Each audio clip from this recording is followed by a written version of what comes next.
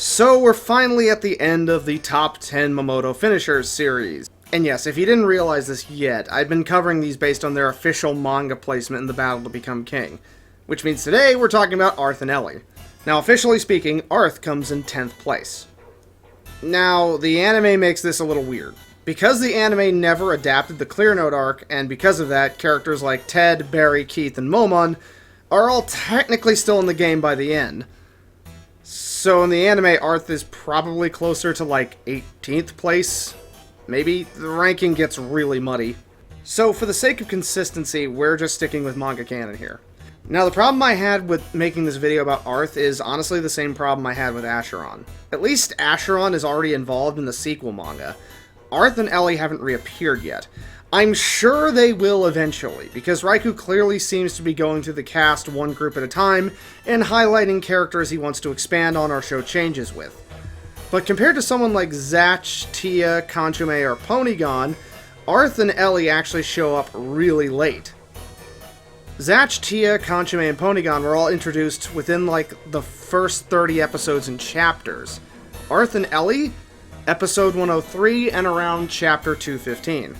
And then after their short confrontation with Zatch and Ted and warning everyone cryptically about Fado, they disappear again until the Fado arc fully kicks off.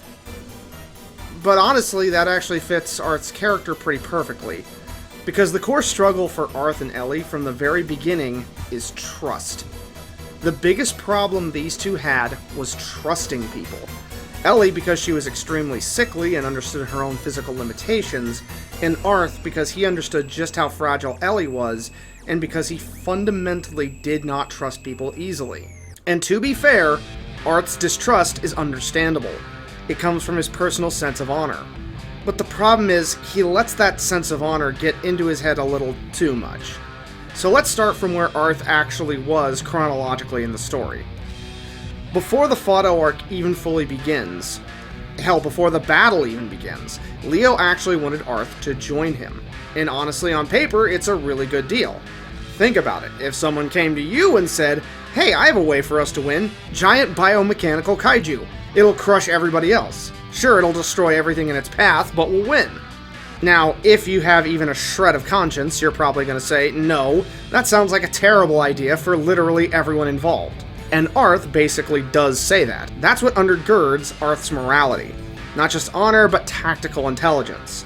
Because Arth understands consequences. And this is where his trust issues come from too.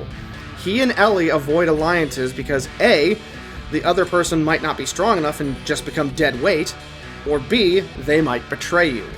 And considering Leo basically drags Arth and Ellie into the Fado conflict anyway, after Arth already rejected him, yeah, they have a very good reason not to trust people easily.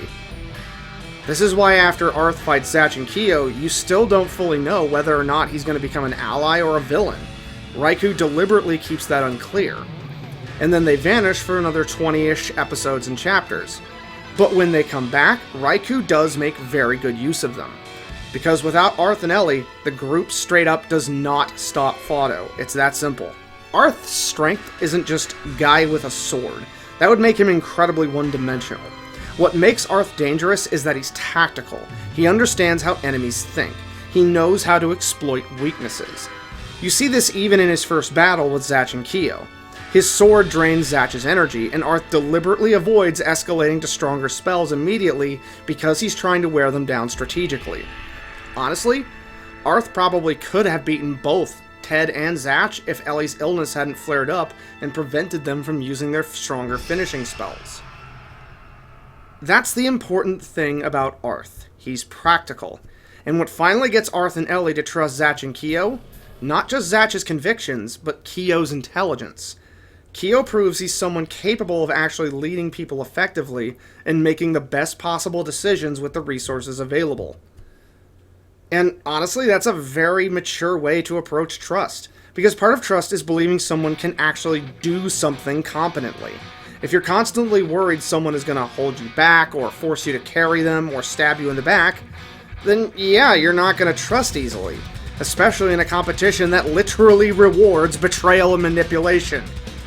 And when you think about it, Arth's journey isn't really that different from the rest of Zatch's allies. The difference is just maturity. Zatch and Tia had to overcome Marus before fully trusting each other. Conchame and Zatch had to reunite in Britain before their friendship fully solidified. Ponygon had to spend time with Zatch before he trusted him too. Trust in Zatch Bell is almost never immediate. It's earned.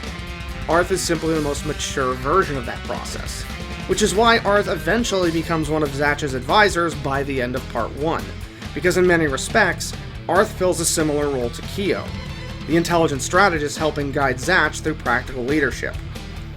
Now let's get into Arth's elimination, and I'll be honest, I actually think the anime handled this better. Now in the manga, Arth isn't even defeated by Clearnote himself. He's beaten very quickly by Gorm.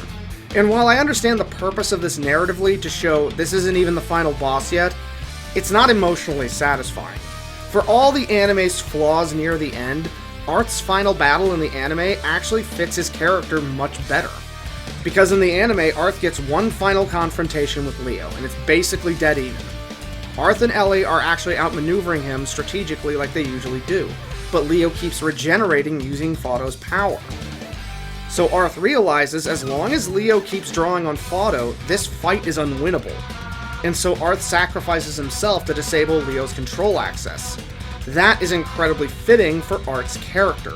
It's tactical, it's selfless, and it's intelligent. He wins not through brute force, but through understanding the battlefield better than his opponent. And ironically, that's what allows Zeno to fully seize control of Fato afterwards. So yeah, I really hope we get more of Arth and Ellie in the sequel manga, especially because Raiku's clearly building towards something huge with the sequel's story structure. But since he's only releasing one chapter a month and rotating through different characters, it may be a while before we see them again. Still, I really want to see Ellie being fully healthy, Arth helping Zatch politically and strategically, and honestly, Arth pulling off some insane tactical plays during this war with the demons.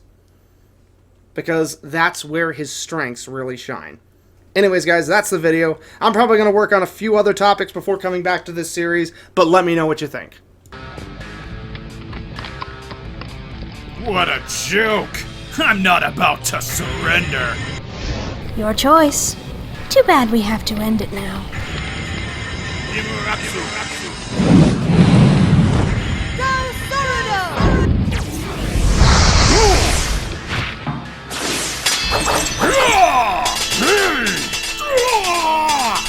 What the? I'm losing my power! What? No, Hogan, get back!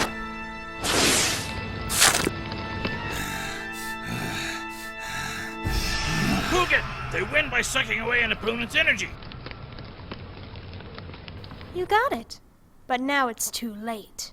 You brat! There's no one who can defeat my flame axe! With my next attack, I'll destroy you! Chicano Inoratsu!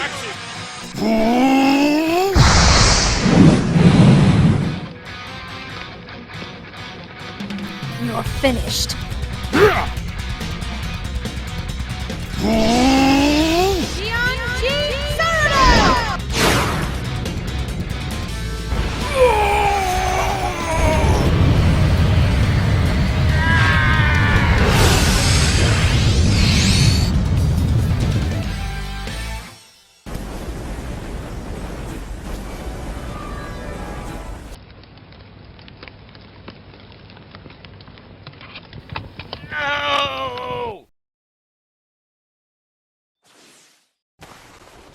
Are you alright? Yeah, but we can't help Leo, no matter what. We have to stop Fato at all costs. From now until the very end, we'll fight Leo at every turn.